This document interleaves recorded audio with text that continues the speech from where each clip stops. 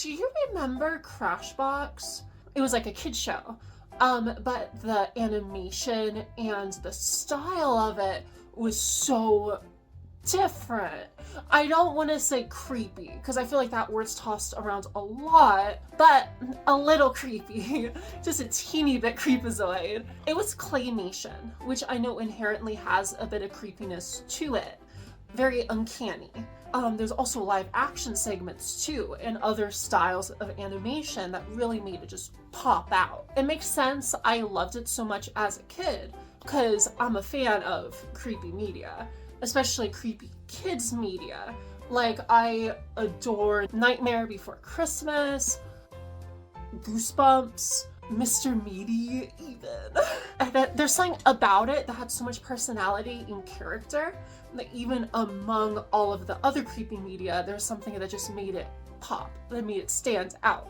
Claymation is one of my favorite animation styles, like, period. It lends itself so well to disturbing and uncanny content. A big example of that is, like, sure, Nightmare Before Christmas, Corpse Bride, this, but also a bunch of internet media revolving around claymation, I feel like is very creepy. It lends itself very well to the lands of creepiness. Honestly, that's probably a reason I vibed with it so much as a kid, because the vibe reminded me of those things, like Tim Burton. Like, the style is very Burton-y. Even the music for Crashbox sounds like something Danny Elfman would make. Like, especially if you think back to his, how The Grinch Stole Christmas, with Jim Carrey, how that score sounded. It is very, very Grinchy.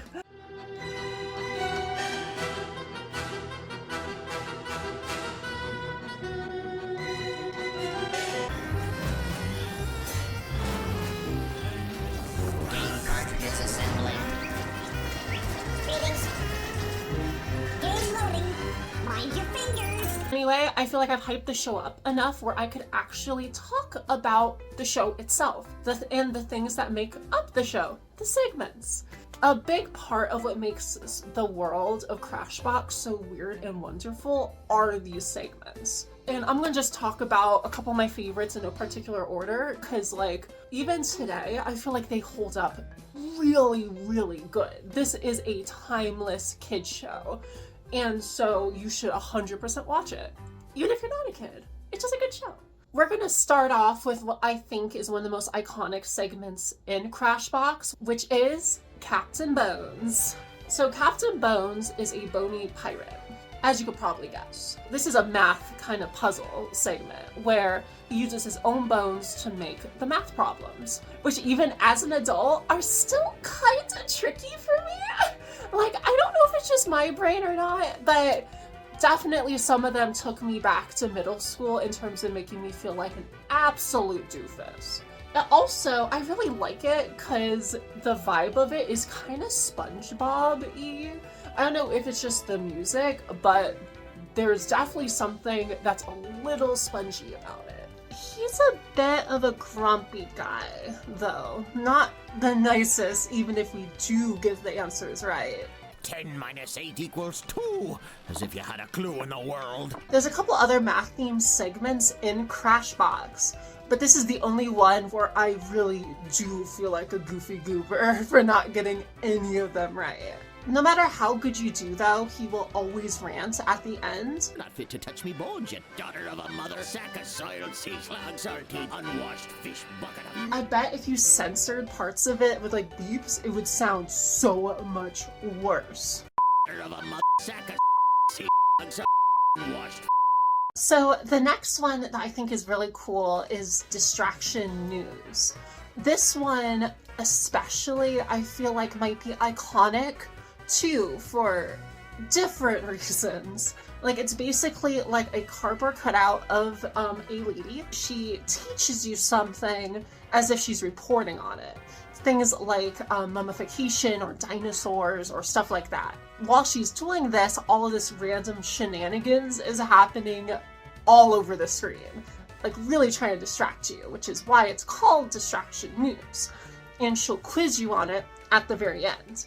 I felt like this was one that as an adult is a lot easier, which makes sense. I know a bit more than I did back then, so even with the heavy distractions, I feel like it's pretty easy for me to keep my peepers on the right information here. Really cool though. I feel like it is surprisingly pretty distracting, so I'm happy I already knew enough about dinosaurs where it didn't throw me off too much. I will say also the answers do give it away a teeny bit, so maybe I don't know that much. I don't know. About how many stars are in the Milky Way?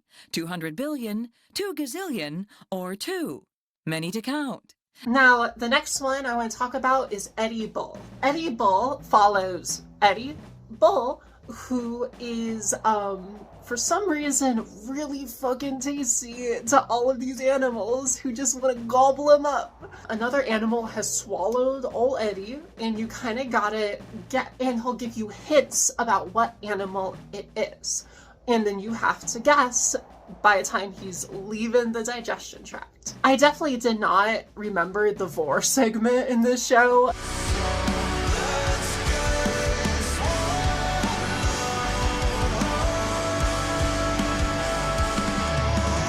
But I love animal facts, and this one and another segment are really good about having fun animal questions to ask.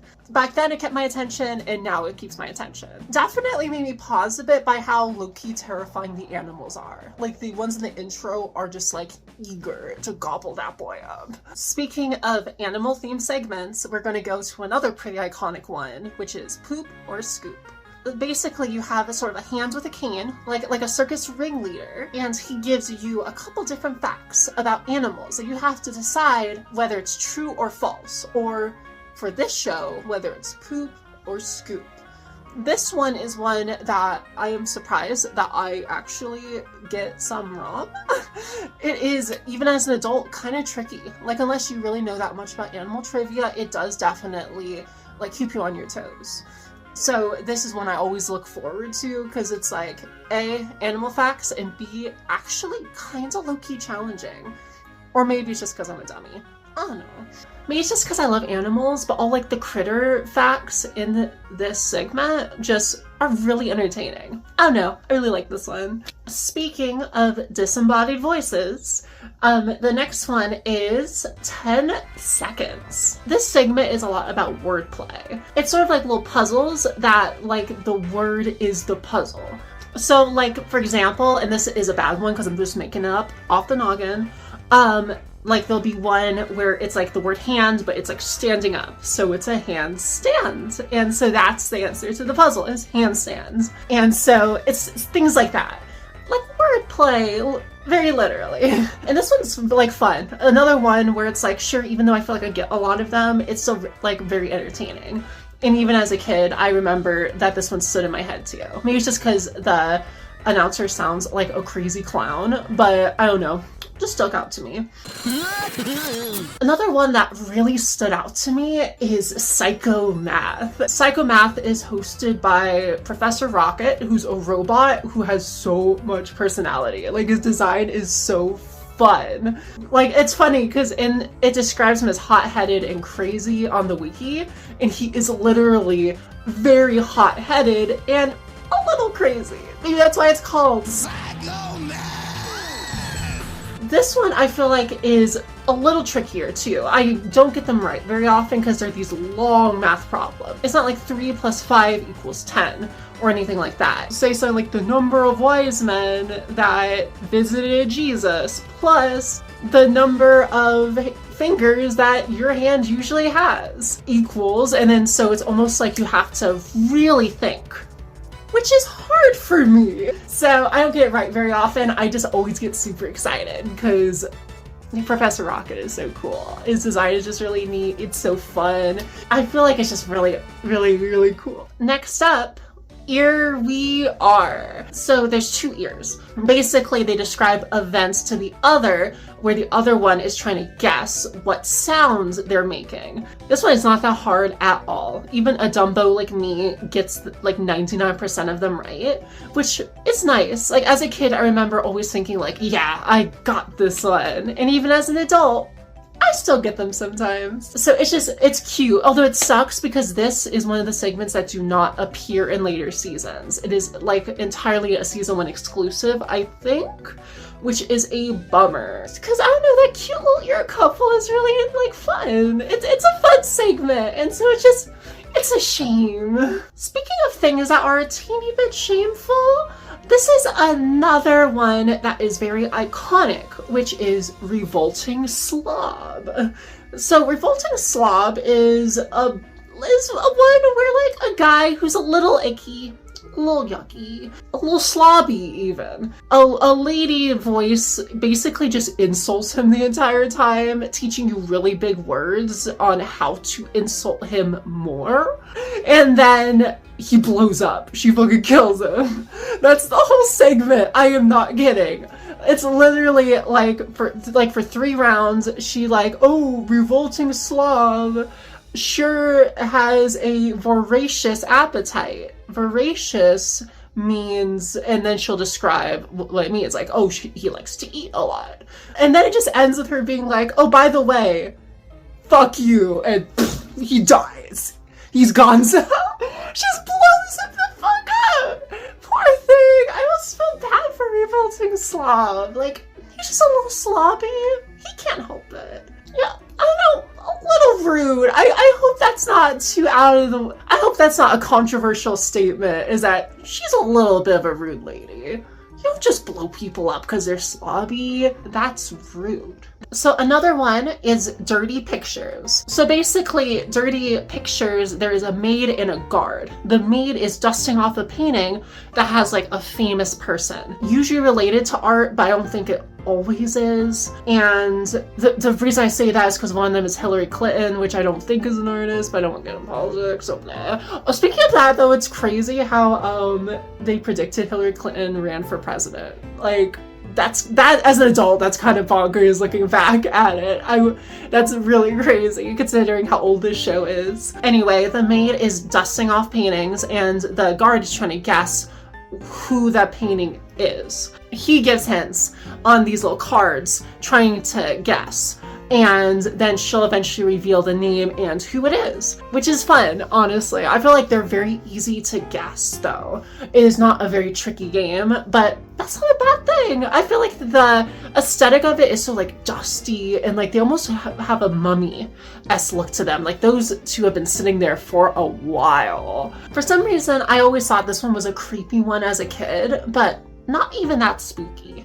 I mean, could be a lot worse. Speaking of something that's spooky, I'm going to talk about my favorite segment, which is Haunted House Party. I don't think it's a secret that I enjoy Halloween. I love spooky stuff, and it makes me super happy. And so, as a kid, I loved this one. And as an adult, I love this one. It's so cool. It's like a claymation haunted house, complete with spooky ghosts and like pumpkins and skeletons and stuff. And there is a guest that is illustrated by a silhouette in a window. The butler is trying to figure out who this guest is. And the guest sort of brags about themselves like, oh, I was a great poet, I did this and I did that. And even sometimes other party guests will chime in to sort of give you hints.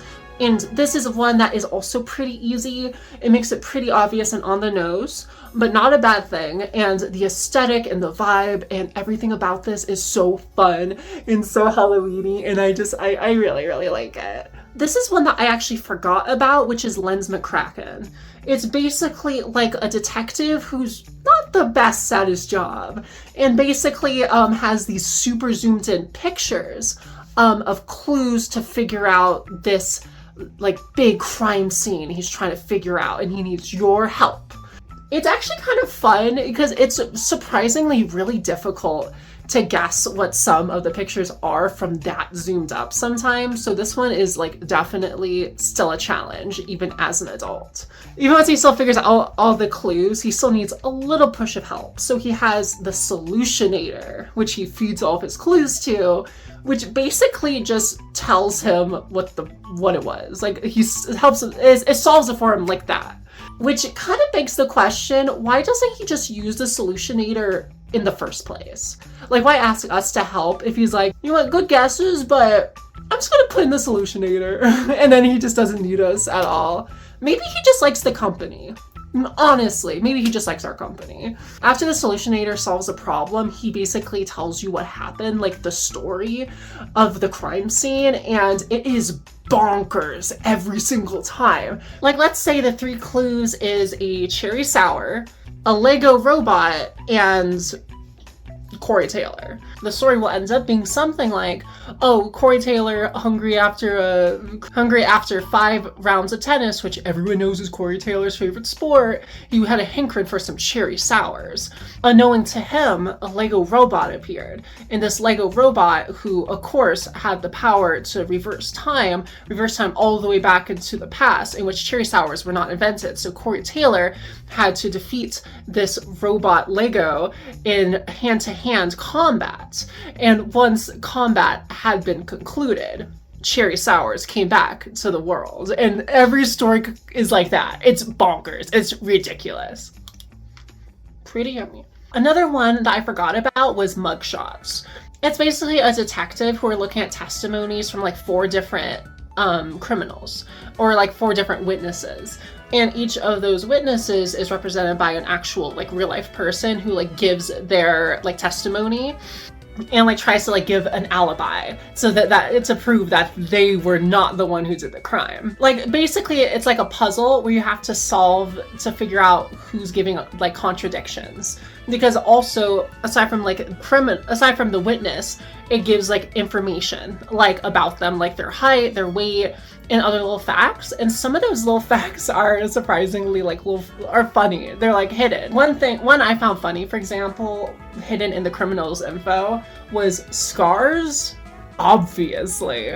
I don't know why, that made me chuckle. But this one's a really fun one too. It's definitely one where you kind of have to think a little bit, which I feel like is a good sign for like these kinds of educational kid shows. So definitely I'm a fan of that one too. Next up, Paige and Sage. So these are like 2 dolls that have a Valley Girl accent. Definitely would not know what that's like. It's basically like Guess the Differences game, where it'll show Paige on one side and show like her room or like the beach where she's at, and then the right show Sage in the room or at the beach, and you have to figure out what the differences are. Maybe I just have like YouTube brain, because the music that plays during the segment would fit perfectly for an outro. Like, I don't know why, the vibes are peak. Unfortunately, this is also one that didn't make the cut for season 1, and that's just such a bummer, because this one is also really fun. Honestly, that's like total bogus. Next up, Radio Scramble. This one is a really cool one too, and I feel like it's sort of similar to Psycho Math, where the host has such a unique, really, really cool design. In this case, it's like a robot who is actually a microphone, which fits perfect. His name is Jumpin' Johnny Jumble, and it's like a word scramble game. And he'll give a word that's like the name of a song that he's playing that you have to unscramble to figure out what the real word is. It's fun, actually. I really like this one. And it's not just like song titles or like music. He gives also sports news, and he also cross-dresses to give you the weather. Like, that's kind of cool. I did not remember Johnny Jumble being a gender fluid icon, but I am here for it. That is awesome. Another one is Riddlesnake, where it's essentially where you have to solve a riddle. It's a funny play on the whole snake charmer trope, where it's actually the snake that's charming the man. And so that's actually kind of cool. It's fun. And the animation is very eye-catching too. Definitely fits the vibe. Perfect. Even though it's called Riddlesnake, I feel like a lot of them aren't riddles. they're kind of just jokes. I guess Joke Snake wouldn't have the same ring to it, but I don't know. Some of these don't feel like riddles. Sketchpad is a cool one too. This is one I do remember because the animation is so different. It's all like hand-drawn, which fits perfect for a show called Sketchpad. So the host, which is named Sketch, draws on his pad different scenarios that seem a little weird, like a little impossible. And these scenarios are like riddles almost, where you have to figure out, how does this make sense? And it's actually kind of fun to figure out because sometimes it's not even things I would think. You have to use your noggin a little bit for this one, so it's not the best for me, but I think it's really fun. So next up, Think Tank. Think Tank is a thinker. His ship is sinking down and 3 things appear, and you have to figure out what those 3 things have in common. And so that's really fun too, because it's always like things I would not think of. That's probably why it's called Think Tank, because it is a thinker. And so if this part doesn't work very good for you too, kinda a tricky one. I keep saying fun a lot, but this one is a very fun one. Like, it just makes me happy. I don't know why, I just always like it when this one comes on. Definitely stands out. This is one I actually almost forgot about. So it's going right at the end. This is Wordshake. A French chef is basically puts 2 words together to make another word. And you have to guess what those 2 words will make when you combine them together. And it's not easy. It's not quite like cook and king. When you put together, cooking. It's not usually that easy. Like, for example, like there's one I wrote down for this on the wiki, that sounds weird. Wiki. On the wiki, I keep doing it, sorry. It's, so what, like for example, if you put the word disturb and the word honey together, it makes Easter Bunny? It makes the Easter Bunny. Yeah, the Easter Bunny. I don't quite get it, but some of them are fun. You could really tell his passion is shaking up those words, like he is having a good time. And like Revolting Slob ends in an explosion. Honestly though, best way to end something, especially if you don't know what to say. Like if you need to go to an outro or something.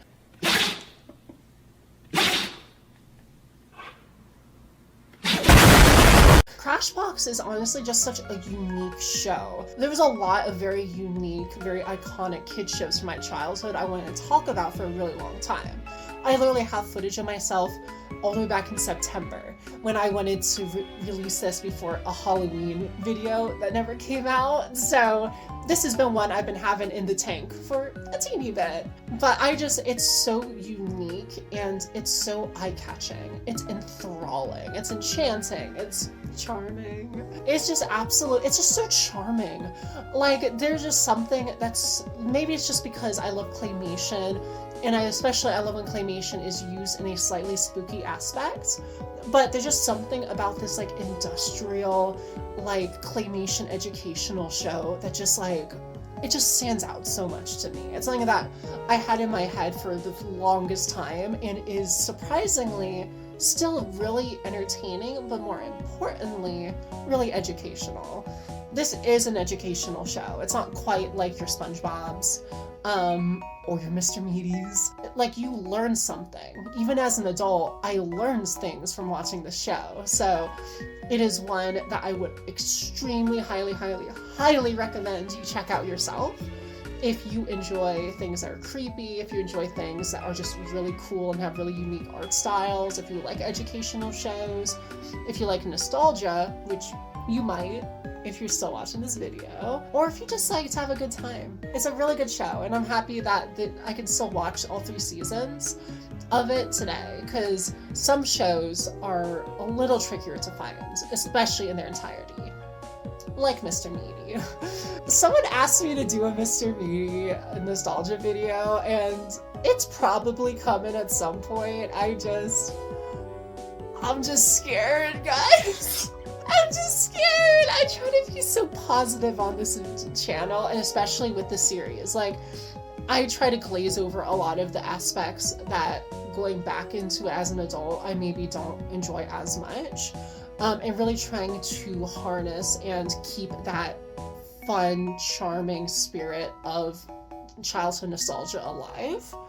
But man, that one's gonna be a little tricky. Although, like, creepy art style, I mean, I love that in this show, and that show has it in spades. Anyway, I love you so much, and I hope you have a wonderful night, and come back to the Cozy Corner with us again. I can't wait to get into more weird and wonderful worlds with you. Bye!